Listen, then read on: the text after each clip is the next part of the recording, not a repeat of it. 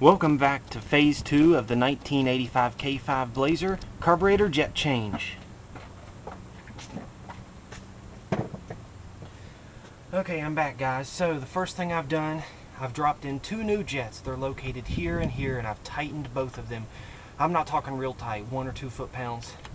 Both tight, there and there. Okay, good. Now the next thing we're going to do is drop in the float, which is just right here. Now I haven't done anything to this. Just don't bend it or anything. Set it right back in. You have to set this needle in the seat. And see how that goes on there. Then we're going to check and see. Holding this down. Got a little bit of float travel. That's normal. That's good. Now we're going to take and put this is called phenolic plastic. It's a form of plastic. It's resistant to gasoline. It's stock. We set this right back in like this. Tap it in. Just like that. Now we're going to take these needles, which are kind of like Quadrajet's form of a power valve. You've heard everyone talking about Holley power valve. We're going to set this back in. Everything's going just back in like we had it. Our only goal today was to change the jets.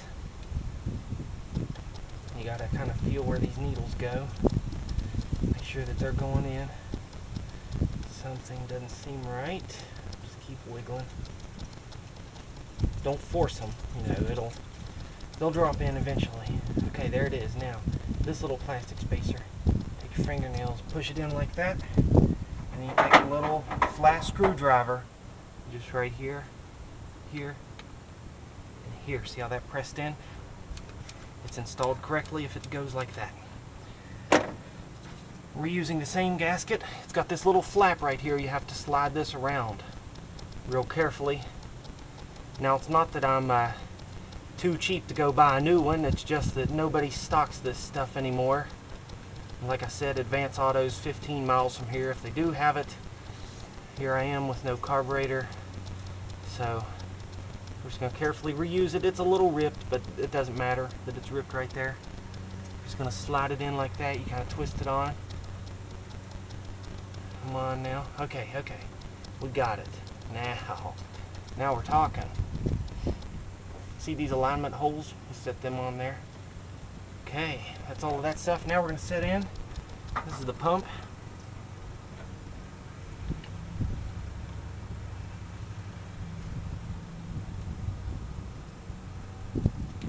Set it in. Right there. Look, it's spraying gas already. That's where it goes. Alright, next.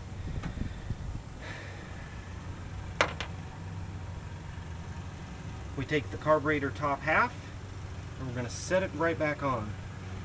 There's a bunch of little needles and stuff. Have to set these through here. These are the mains. The primary jets are what we've changed. This is a 4-barrel. 2 primary jets, 2 auxiliary metering rods, which are in the back, and then this power valve thing I talked about. So really there's 6 ways, counting this pump, there's 7 of getting fuel into this carburetor. For some reason there might be even an 8th or 9th, but it's slipping my mind right now. I think there's 7. Okay. I'm more concerned with not bending anything at this point because I don't want to screw up here. I've come this far. Now we're going to just set those through those holes right there. You see that? Nothing should be forced on. This is carburetors are really pretty, they're pretty fragile, honestly, for the kind of job they're expected to do, which is metering your fuel. Pretty fragile. Now these are the 2 long ones. Put the long ones on the back too. That's 2, 3, 4, 5, 6, and 7 go back here. I'm going to have to climb in to get those. And where are the other 2? There's 9 I talked about. The other 2 go right in here. Don't forget those and don't drop them in. They're pretty tricky. If you do drop them in, don't freak out or anything. Just do not move your throttle. They can't really drop in the engine. I know I mentioned that earlier. The only way they can drop in your engine is if you inadvertently hit this while they're in there. So if you drop them in, don't touch this. Just use a magnetic pickup, you'll get them. Okay, so once we get that back in, the next thing we're going to do is tighten down those 9 Phillips screws. Then we're going to pick up this piece here. The way we put it back on is you see the roll pin right here. Stick a screwdriver in here, wedge it, it'll go back on. You put your 4 1/2-inch bolts back in, tighten them down, rehook. This is your choke. Then you drop your all thread right down here, put your air filter. That's all there is to it. And remember, you can try this at home for better performance and fuel economy. Right now I'm getting 8 miles to the gallon.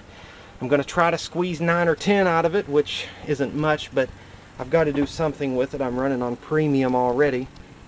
So that's how you rebuild a Quadrajet carburetor, at least for the change, at least for the jet change. That's not really a carburetor rebuild, but that's the easy way to do it. And it took me about 15 minutes, so pretty simple. Thanks, we'll see you guys next time. I'll be sure to post another video of the Blazer running with the new jets.